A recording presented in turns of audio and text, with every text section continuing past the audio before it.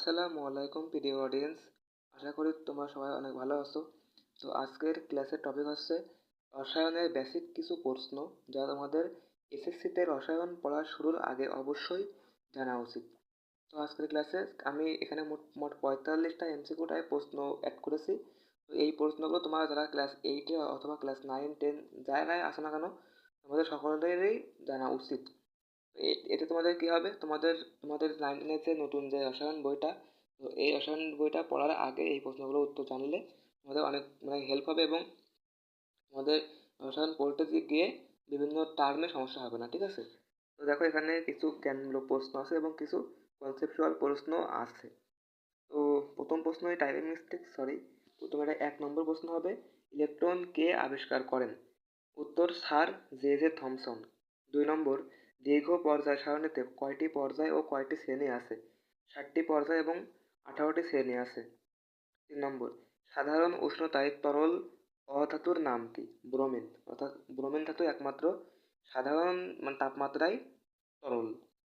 প্রথম কৃত্রিম তন্তুর নাম কি? এটা হচ্ছে নাইলন। উত্তর। 5 নম্বর, এলপিজি এর সম্পূর্ণ নাম কি? Liquefied petroleum gas, LPG. এরপরে 6 নম্বর, তেঁতুলে কোন অ্যাসিড দেখতে পাওয়া যায়? এটা উত্তর টার্টারিক অ্যাসিড। 7 নম্বর, আকাশ নীল দেখানোর কারণ কি? উত্তর বিক্ষেপণ এর কারণ। তারপরে 8 নম্বর বলছে, ঘড়ির পেন্ডুলাম তৈরিতে কি ব্যবহার করা হয়ে থাকে? উত্তর ইনভার।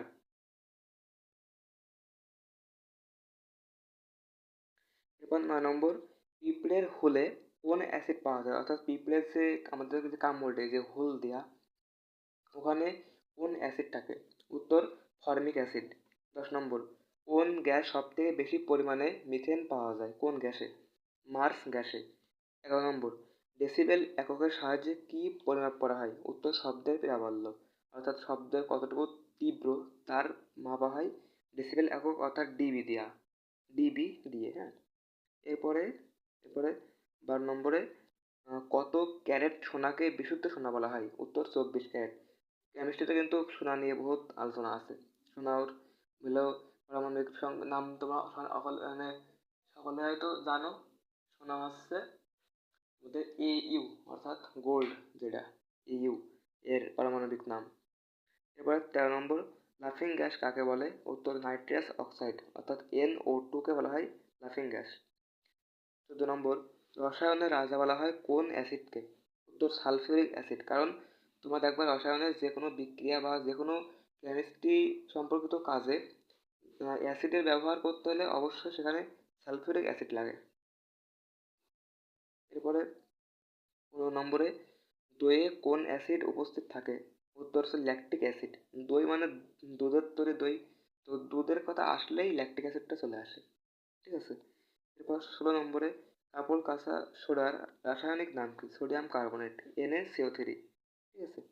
এবারে তেজস্ক্রিয়তার আবিষ্কারক কে? Henry Becquerel.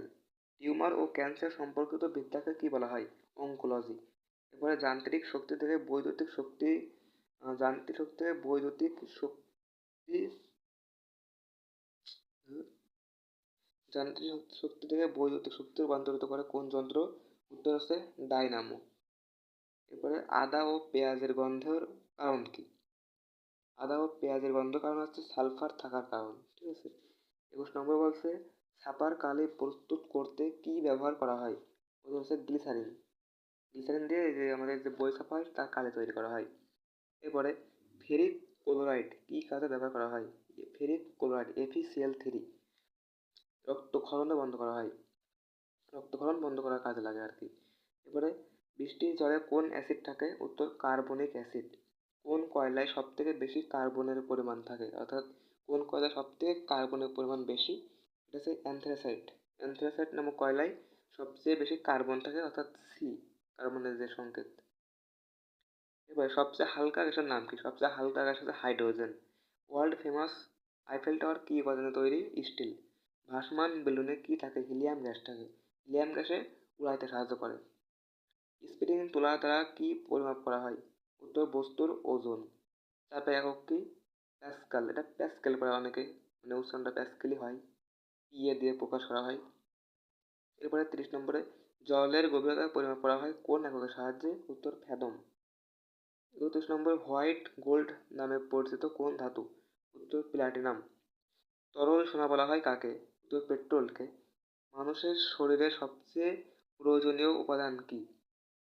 এটা হচ্ছে অক্সিজেন, O2। একমাত্র তরল ধাতু কোনটি? মার্কারি। মার্কারি আছে একমাত্র তরল ধাতু। ধাতু সবই সলিড অর্থাৎ কঠিন হয়, কিন্তু তরল ধাতু আছে একটাই, সেটা হচ্ছে মার্কারি। 35 নম্বর, পর্যায় সারণীতে মোট মৌলের সংখ্যা কত? অনেকে জানে এটা, 118টি মৌল নিয়ে আমাদের পর্যায় সারণী গঠিত। এরপরে পর্যায় সারণীতে কোন গ্রুপের মৌল সমূহকে নিক্টোজেন বলে? উত্তর 15 নম্বর গ্রুপকে। প্রাচীনকালে রসায়ন চর্চাকে কি বলা হতো? উত্তর আলকেমি। এটা তোমাদের হলো ক্লাস 9-10 রসায়ন বইতে আছে এই প্রশ্নটা। এরপরে 38 নম্বর, পর্যায় সারণীর জনককে? উত্তর দিমিত্রি মেন্ডেলিভ। অনেকে ডিমিত্রিও বলে, ডিমিত্রি বা দিমিত্রি, যাই হোক। 39 নম্বর, কোন গ্রুপের মৌলসমূহকে চ্যালকোজেন বলা হয়? চ্যালকোজেন বলা হয় হচ্ছে 17 নম্বর গ্রুপের মৌলসমূহকে। এরপরে 40 নম্বর বলছে, রসায়ন গবেষণাগারে চোখের সুরক্ষায় কোনটি ব্যবহার করা হয়? উত্তর সেফটি গগলস। চোখের সুরক্ষা দেওয়ার জন্য চোখে একরকম চশমার মতো আর কি পরা হয়, তার নাম হচ্ছে সেফটি গগলস। বায়ুমণ্ডলকে কয়টি স্তরে ভাগ করা হয়েছে? উত্তর 5টি। 42 নম্বর, রসায়নের জনককে? রসায়নের জনক হচ্ছে গেব্রিয়েল নিকোলাস লে শ্যাটেলিয়ার। 43 নম্বর, কোনো দ্রবণের অ্যাসিডিটি বা ক্ষারীয়তা মাপার স্কেলের নাম কি? এটা হচ্ছে পিএইচ স্কেল।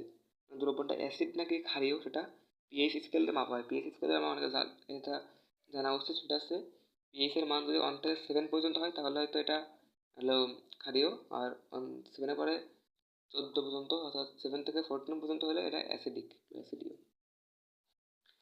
44 নম্বর, এক মোল পরমাণুতে কতটি অণু থাকে এবং সে পরিমাণের সংখ্যাকে কি বলে? ঠিক আছে, এর উত্তর আসছে এক মোল পরমাণুতে 6.023 গুণ 10^23টি অণু থাকে, এবং এই যে সংখ্যাটা, এই সংখ্যাটা বলা হয় আছে অ্যাভোগাড্রোর সংখ্যা, এবং এই সংখ্যাটাকে NA দিয়ে প্রকাশ করা হয়। এরপরে জৈব রসায়নের জনককে? এটা হচ্ছে ফ্রেডরিক ওহলার। বন্ধুরা, এখানে শেষ করলাম আজকে 45টা প্রশ্ন দিয়ে। রসায়নের একেবারে বেসিক প্রশ্ন, এগুলো জানা অতি জরুরি। তো এখানে হয়তো কিছু একটা প্রশ্নের উত্তর ভুল হইতেও পারে, বা তোমাদের ভুল মনে হইতে পারে। তো মানুষ মাত্রই ভুল হয়, তো ভুল হইলে তোমরা অবশ্যই সেটা কমেন্টে বলো। কমেন্টে সেটার ভুল এবং সঠিক উত্তর নিয়ে ডিসকাস করা হবে। ঠিক আছে, তো বন্ধুরা, ভিডিওগুলো ভালো লাগলে অবশ্যই চ্যানেলটি সাবস্ক্রাইব করে পাশে থাকবেন। সকলকে অনেক ধন্যবাদ।